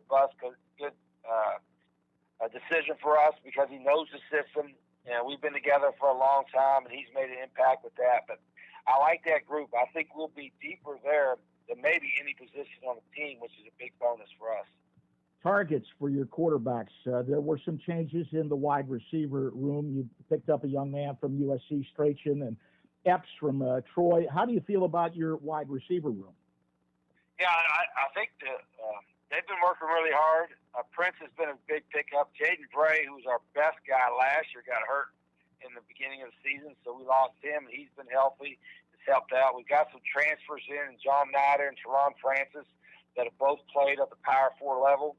The high level has done a good job. DJ Epps is an experienced guy that started at Troy. It's been a seamless transition for him coming in. So, there's been some good battles there, but we have a little size with Bray and with Prince and Francis and Nider that we didn't have a year ago, and I think that room is going to be solid as well. Coach Rodriguez, you've always used your tight ends, and your tight end room is going to be very competitive. I've heard some good things coming out of camp about a freshman by the name of Cade Bush. Yeah, Cade's had a great camp. Nowadays there's no redshirt guys. There's 5 years to play, so if the freshman's able to do it physically, let's get him all ready. Cade Cade's had a good camp. Some of our other tight ends have been banged up a little bit. I think they'll all be back. But we got experience with Ryan Ward. We got experience with Cam Ball, transferred in here. We got experience in Josh Sapp, who's had a good camp to transfer in from Clemson. And so and you're right, the tight ends now have evolved. That's probably the most versatile position in football now these days. And we're one of them that uses them in a bunch of different ways. So I think the arrow is pointing up offensively. Some things still have to fall into place. Defensively, almost a total rebuild once again. Defensive coordinator Zach Alley described last year as boom or bust at times for the Mountaineers. You really need improvement on that side of the ball, Coach. Yeah, we've got all new starters pretty much. A couple guys have played a little bit of football for us, but it's been good competition. I think we targeted certain guys, certain positions out of the portal to help us out a little bit. We've got some outstanding freshmen coming in. But Coach Alley does a good job with them. We're a little more athletic at all spots than we were a year ago on defense.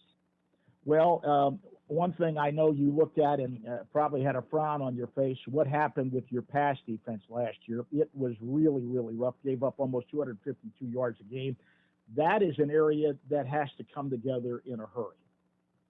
Yeah, we got to get more pressure. We weren't able to generate pressure without blitzing a lot of times. And then, there were a lot of times our corners were in position to make a play, and they just kind of got mossed. You know what I mean? Just the guy was bigger than them and went up and got it. So we, purposely went and got some guys with some length in the secondary. Some corners that were 6'3", 6'4", 6'2 and a half, and have a little size to them. Well, as far as pressure, you went out and shopped for that too. Guys like Darius Wiley and Campbell and some of those guys. You added some guys that can maybe add to that pressure you were talking about. Yeah, you got to have some guys on the edge. And in this day and age, you don't want all your pressure to just come off of blitz packages and putting your secondary in a tough spot. So if you can get some pressure with a four-man rush, and that puts it on the defensive ends, you're going to be better off. And we purposely went out and got, again, kind of like we did on the O-line, got some guys in Campbell and Wiley and Harper Holloman and David Fogo that have played and started college football games, and they've done pretty well. Linebacking has always been a strength over the years at West Virginia. How do you feel about your linebacker corps? We're pretty athletic there. Ben Cutter's played a lot of football for us, and then again we got some guys out of the portal like Tyler Stolsky and Malachi Hood, Jason Hall. Cam Torber is a freshman for us, who we really, really high on. Has had a great camp as well. Looking at the makeup of a football team, it's always three phases: offense, defense, special teams. And special teams can win games for you. You've always emphasized special teams. I know you're putting work in on that in camp. How do your special teams look? We've got a good competition at kicker with Nate Flower and Jack Cassidy. Nate's been here. Jack's a transfer in. He's got a big leg. And then at punter, we needed a new punter because our punter graduated. We brought in Brian Hansen from Colorado State. He's had an excellent camp. He's done a great job. And I think our return game is going to be pretty good. I'm not big on kick returns because a lot of times you see penalties and you get wind up starting inside the 10-yard line. But I think we got enough athleticism on the team that we can put good units on every special team. So things are starting to round into shape. The opener is just around the corner, September 5th against Coastal Carolina. I think you'd like to have a little bit of history repeat itself. Your first time around in West Virginia back in 2001, you guys went 3-8, but the next year you had 9 wins. I know you're hoping history can maybe repeat itself a little bit. Yeah, exactly. I think we're better. We had a little bit more time and able to get the roster a little bit better where we wanted to. And then we don't have, as many seniors this year. So if we pick the right guys, we're going to be able to bring most of them back, which is a bonus. But I like the way camp has gone. I think our guys have worked hard. I think the culture is setting in the way we want to. And now we just got to go out and prove it. One of my bugaboos in college football, I looked at the schedule of all of the local teams, and I'm so dismayed, but it's the way college football has changed. None of the local teams are playing each other, Coach. Penn State, Pitt, or West Virginia. Yeah, and I guess I'm an old-time guy. I miss those games. Well, I wish, I've said before, I think the whole thing should be like, we have one big league, and then we have certain divisions where everybody in the country kind of, your division is 8 or 9 schools that are within driving distance. It would be nice to have Pitt and Penn State and Virginia Tech and Maryland and Cincinnati and all those in our division, and we play them. But I don't know if that's ever going to happen. There's so much things going on right now in college football we're trying to fix. The good thing about it now, I'll say good thing, as chaotic as it is, everybody realizes it's too chaotic, and we got to come up with some kind of help, whether it's from Congress or whatever, to get a hold of what's going on with college athletics. So I think help is on the way, hopefully sooner rather than later. Do you like some of the changes they're talking about? One window for the transfer portal, 5 to play 5, some of those things. Now, naturally, some of those things may wind up in court. You never know. But do you like some of the changes they're talking about? Yeah, no question. 5 for 5 and the limiting transfer thing has to happen. I think we should follow more rules like the NFL because, we're professionalized now. When you're paying players like we are, that's good for them, but we got to have more rules like the NFL does. The NFL is the most successful pro organization by far. So why wouldn't we follow more of the type of guidelines and rules that they have? And I think it's headed that way, and it can't come soon enough for me. But, right now the goalposts keep moving, and we got to move with it. Just taking a quick look at the schedule, you have a chance to get off to a good start. The second part of the schedule could be daunting, particularly when you get into November, but you could get off to a good start. I circled the one game. I think it's so important for you. You don't want to look too far ahead, but that third game against Virginia could be a pivotal game for the Mountaineer season, I think. Yeah, they're all pivotal. We have the only thing I noticed about our schedule, and I told our staff and team that, is we got 8 straight games for open dates to start the season off, and that's the way the calendar falls. So that's going to be quite a grind, and that way we got to get a lot of guys ready to play. You don't want to have injuries or anything like that. And we like to play a lot of players anyway, but we've told our players we got to be prepared for 8 straight weeks of total focus and getting better and getting ready to play have some battles. Coach Rodriguez, as always, I appreciate the time. Best of luck to you and the Mountaineers in the upcoming season. Okay, great catching up with you. Rich Rodriguez, head coach of the West Virginia Mountaineers, entering his second season, and they could get off to a good start. That Virginia game is going to be important. They got a real meat grinder at the end of the season. I would like to see them improve a little bit, maybe be on the cusp of getting a bowl bid, which would be great in his second year, but a lot of things have to fall into place for the Mountaineers this year. We're going to get a break in and then come back and wrap things up and maybe take a few more phone calls if you want to jump in here at the end. Talk line number 724-438-4593. Lines are open. Once again, 724-438-4593. We'll be back right after this timeout. When you're looking for high-quality medical care at an affordable price, look no further than Centerville Clinics. Dr. Robert Hogan, a board-certified internal medicine physician, has joined the staff at Uniontown Family Doctors, part of the Centerville Clinics network, and is now accepting new patients. To schedule your appointment, call 724-632-6801. Centerville Clinics participates with most insurance plans, including Medicare and Medicaid, and provides quality health care regardless of your ability to pay. Centerville Clinics, caring for our community, one patient at a time. It's Jessica Karingala and Kevin Bain here at Ford of Uniontown. Summer may be winding down, but the savings are still going strong at Ford of Uniontown. Drive home in a new F-150 with up to $9,000 off MSRP. And don't forget about great offers on Super Duties, like up to $7,000 in savings or more if you're a current Ford owner. But Jess, didn't I hear that September will be about more than just saving money? That's right. Starting September 1st, Ford of Uniontown is proud to kick off our Load Up for the Common Good food drive. We're asking our customers, friends in the community to load up on non-perishable food items and help us give back to local families in need. And remember, we don't just sell vehicles. Our award-winning service department is ready to keep your Ford running with convenient online service appointments and free pickup and delivery. That's Ford of Uniontown on the hill across from Applebee's. 724-425-5980 or fordofuniontown.com. Price excludes tax, title, license, and documentation fees, financing through Ford Credit, and not all buyers will qualify. Bright Stripe, Bay County's premier asphalt seal coating professionals, locally owned by Matt and Lexi George. Bright Stripe specializes in residential and commercial asphalt seal coating, also excelling in line striping and layouts, thermoplastic, and infrared asphalt repair. Bright Stripe has succeeded due to their commitment to quality work for 30 years. Bright Stripe, 724-437-6090 or visit bright-stripe.com. BRITE-stripe.com. Yeah, they're the people I trust. It's the place I go. Home Warehouse, where a house becomes a home. Home Warehouse, the best in Fayette for home improvements and windows, knows how to make your house a happy home. Save on energy costs this fall. Keep out drafts and update your home with beautiful new windows, doors, and storm doors from Home Warehouse. They're your one-stop shop for roofing shingles, metal and commercial rubber roofing, soffit and fascia, siding, shutters, and railing. Doing some remodeling? Shop Home Warehouse for flooring, ceiling tile, and paneling, plus wood pellets for your wood burner. And they now stock industrial maintenance driveway sealer. So for selection, great prices, and hometown service, see Sandy and Donnie at Home Warehouse, Connellsville Street in Uniontown. Shop Monday through Friday, 8 to 4:30, Saturday, 8 to noon, closed Sunday and holidays.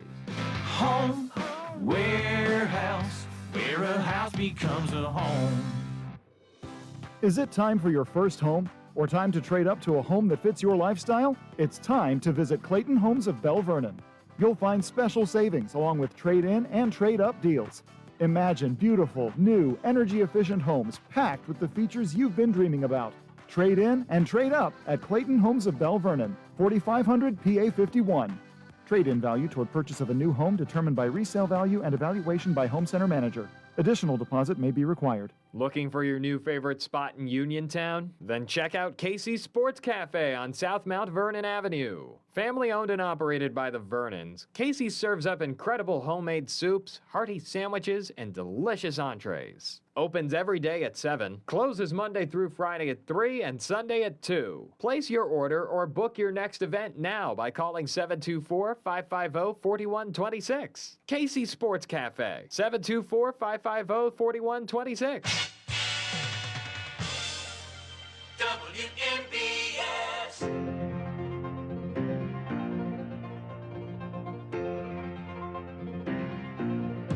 Hi, this is Pat Narduzzi from the University of Pittsburgh, and you're listening to the Sportsline with George Von Benko on WMBS. And welcome back to the Sportsline. We are moving down the home stretch here, almost out of time. Hope you enjoyed the high school interviews with Eric Kasparovic from North Hills and Bill Cherpak from Thomas Jefferson, outlining what's going on in high school football in the area. And we had our second college preview with Rich Rodriguez of West Virginia. Next week, final college football preview, Penn State Nittany Lions. We'll take a look at the Nittany Lions as they embark on a new era under new coach Matt Campbell up at Happy Valley. One thing I wanted to mention before we leave the air today, I was pleased with the selections for the Penguins Hall of Fame, as they have renewed their Hall of Fame with a trio of very, very worthy inductees who all drank from the Stanley Cup during their Penguins tenure and helped shape the culture of one of the winningest franchises in hockey history. The team is going to induct goalie Marc-Andre Fleury, former general manager Jim Rutherford, who also was a goaltender back in the day for the Penguins, and defenseman Larry Murphy and contributor Jack McGregor. They will be honored in a pregame ceremony Saturday, November 14th, when the Penguins play host to the Ottawa Senators. Last season, the team inducted Ron Francis, Kevin Stevens, Scotty Bowman, and Eddie Johnston. So another good class for the Penguins Hall of Fame, their renewed Hall of Fame. Quick note, once again, if you get a chance, stop up and see me. I saw some folks who call the show on a regular basis. Yesterday at the card show at the Uniontown Mall. Always great catching up with people and putting a face to the voice and talking sports. I will be heading up there as soon as I finish the show, and we'll be signing copies of my books and talking to folks up there. Stop by and talk some sports, maybe pick up a book. I'll be at the card show at the Uniontown Mall starting at 12:30. I'll be there till 4 p.m., so hope to see you up there. Now, do not touch that dial because my good friend Arnie Amber is in the wings. He'll be coming up next with some great music on Oldies Unlimited, and he's got a guest at 1:15, Barry Winslow of the Royal Guardsmen. You may remember the song Snoopy and the Red Baron. That's the Royal Guardsmen. Barry Winslow, Arnie Amber's guest on Oldies Unlimited, starting at 1:15, and he'll be playing some great music for you throughout the day. We got Bucko baseball later today, and actually they're on national television today against the Dodgers, and they got their hands full because they got a tough lefty going for the Dodgers, and they do not hit left-handers well. Tarek Skubal, the former Tiger, will be on the hill for the Dodgers today. He's 7-7, 2.85 ERA. Right-hander Jared Jones going for the Buccos, 2-5, 4.78 ERA. So they will have their hands full with Skubal and the Dodgers. And that does it. That puts a cap on things. I'll be back at you same time, same bat channel next week. And we will have our final college football preview of the preseason next week when we look at the Penn State Nittany Lions. And I'll be lining up their longtime play-by-play voice, Steve Jones, to preview the Nittany Lions with me. And Steve always does a very comprehensive and great job when he gives us a preview of the Penn State Nittany Lions. He's been at it for a long time in Happy Valley, one of the best. And, of course, Arnie Amber is up next with Oldies Unlimited, so you're going to get some good music throughout the afternoon here on 590 WMBS. And George Von Benko bidding you and yours a very pleasant good afternoon. Stop up and see me at the Uniontown Mall at the card show. Love to see you. Love to talk sports with you. Sportsline has been brought to you this morning by Tom Vernon and KC Sports Cafe, located right here on South Mount Vernon Avenue in Uniontown. The Firestone Insurance Agency in Normalville, and by Bogies at Duck Hollow, now under new management, serving lunches and dinners Monday through Saturday from 12 to 9, Sunday from 12 to 5. Come on out, enjoy fine dining and a round of golf. Phone 724-439-2150, located at 374 Duck Hollow Road in Uniontown. The news is